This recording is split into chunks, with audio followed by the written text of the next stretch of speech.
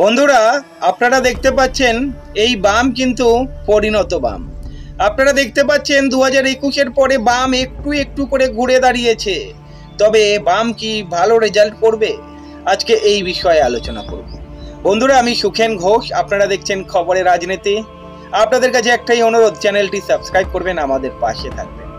বন্ধুরা, আপনারা ইনসাফ যাত্রা দেখেছেন এবং ইনসাফ যাত্রার আগেই আপনারা দেখেছেন বিগত কয়েক বছরে বিভিন্ন জায়গায় বামেদের আন্দোলন, গরিব মানুষের জন্য আন্দোলন।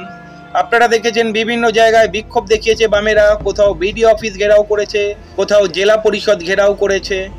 দেখুন, বামেদের শক্তি না বাড়লে কখনোই বিডিও অফিস ঘেরাও বা ওই জেলা পরিষদ ঘেরাও সম্ভব ছিল না।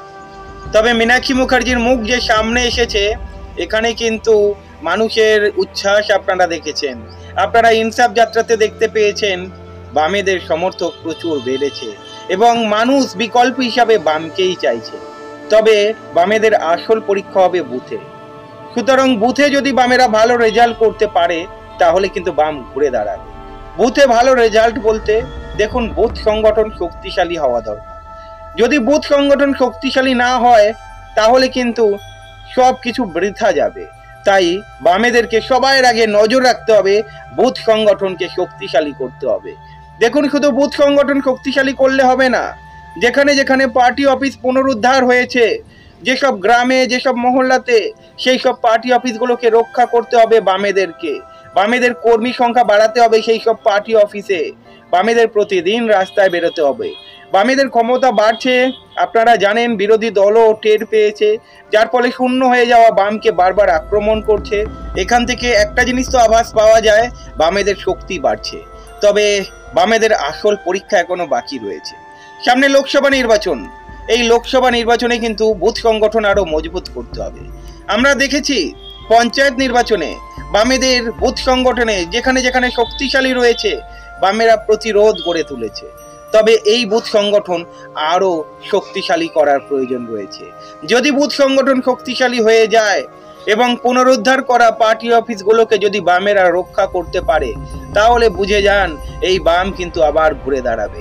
দেখুন, বাম নেতারা বারবার বলে গিয়েছেন এটা 2018 বা 2019 নয়, এটা 2023 এবং সামনেই 2024 লোকসভা নির্বাচন আসছে। সুতরাং বামেদের কাছে একটা বড় চ্যালেঞ্জ, বড় পরীক্ষা বলা চলে, বুথে পরীক্ষা দিতে হবে বামকে। বাম তো রাস্তায় পরীক্ষা দিচ্ছে, বাম তো কোর্টে পরীক্ষা দিচ্ছে, এখানে তো পাস করে গেছে, কিন্তু আসল পরীক্ষা হচ্ছে বুথে। বুথ সংগঠন যতক্ষণ না পর্যন্ত শক্তিশালী হবে ততক্ষণ না পর্যন্ত কিন্তু বলা সম্ভব নয় যে বাম শক্তিশালী হয়েছে। সুতরাং বুথ সংগঠন শক্তিশালী করার প্রয়োজন। তাছাড়া অবশ্যই পুনরুদ্ধার করা পার্টি অফিসগুলোকে রক্ষা করার দায়িত্ব নিতে হবে বাম কর্মীদের। দেখুন, আমার যেটা মনে হলো সেটাই আমি বললাম। আপনারা হয়তো আমার সঙ্গে একমত হতেও পারেন, আবার নাও হতে পারেন। তবে দেখুন, আবার রিপিট করব, বামেদের আসল পরীক্ষা হচ্ছে বুথে। বামেদের আসল পরীক্ষা হচ্ছে পার্টি অফিসগুলোকে রক্ষা করা, পার্টি অফিসের সংখ্যা বাড়ানো। বামেরা এমনিতেও রাস্তায় রয়েছে, বিভিন্ন জায়গায় আন্দোলন করছে। আপনারা ইনসাফ যাত্রায় দেখেছেন, আপনারা মীনাক্ষী মুখ দেখেছেন।